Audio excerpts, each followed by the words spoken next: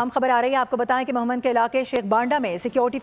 Forces کی جانب سے کامیاب کارروائی کی گئی ہے۔ افغان خارجی سمیت 2 خوارج جہنم واصل کر دیے گئے ہیں۔ فتنہ الخوارج اور افغانستان میں روابط کے مزید شواہد منظر عام پر آ چکے ہیں۔ ہلاک افغان خارجی کی شناختی کارڈ پر اس کا نام عمر بلال درج ہے، جبکہ افغان شہری سے غیر ملکی کرنسی، جدید اسلحہ، خودکش جیکٹس برآمد ہوئی ہیں۔ آپ کو بتا دیں کہ افغان خارجی عمر بلال افغانستان کے صوبے خوست کا رہنے والا ہے، یہ بتایا گیا ہے۔ اپڈیٹ کریں آپ کو اہم کامیابی ہے، اس سے متعلق بتا دیں آپ کو کہ محمد کے علاقے شیخ بانڈا میں سیکیورٹی فورسز کی جانب سے یہ کارروائی کی گئی ہے۔ مزید بات کریں گے، نمائندہ خصوصی سلمان اوان جوائن کریں۔ سلمان بتائیے گا مزید۔ جی بالکل، یہاں پہ بھی آپ دیکھیں کہ جو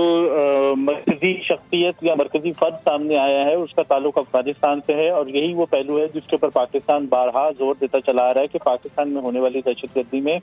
نہ صرف افغان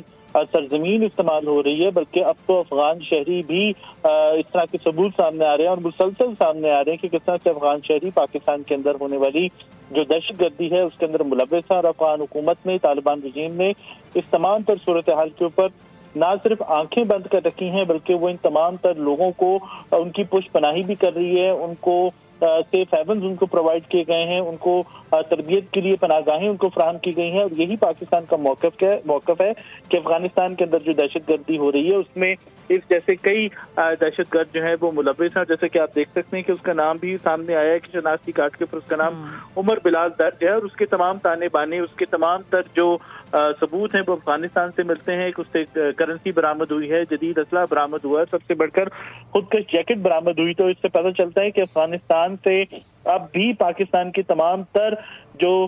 صورتحال ہے پاکستان کی جانب سے مکمل طور پر سمجھانے بجھانے کے باوجود، ڈپلومیسی کی ایفرٹ کرنے کے باوجود اور خاص طور پر آپریشن غضب للحق کے باوجود افغان رجیم جو ہے وہ ٹس سے مس ہونے کے لیے تیار نہیں ہے۔ لیکن آپریشن غضب للحق کے نتیجے میں آپ سب جانتے ہیں کہ ان دہشت گردوں کو، ان کے انفراسٹرکچر کو کافی زیادہ نقصان پہنچا ہے، ان کی کمر ٹوٹی ہے، اور اس کے نتیجے میں کافی کم ان کی جو وارداتیں ہیں وہ ہو گئی ہیں، اور افغان شہری عمر بلال کا سامنے آنا بالکل واضح ہے کہ خوست سے اس کا تعلق تھا، اور سیکورٹی فورسز نے یہ کام کی جو یہ کارروائی ہے بنیادی طور پر 4 جون کو کی تھی، جس کے دوران 2 خارجیوں کو جہنم واصل کیا گیا تھا۔ تو پاکستان کا موقف جو ہے وہ اس قسم کی جو ایکٹیویٹیز ہیں اس سے بالکل واضح ہو جاتا ہے اس قسم کی کارروائیوں سے کہ افغانستان کی سرزمین۔ ٹھیک ہے، آلرائٹ، سلمان اوان اس حوالے سے آگاہ کریں، بہت شکریہ۔ سبسکرائب کریں اور بیل دبائیں تاکہ کوئی خبر رہ نہ جائے۔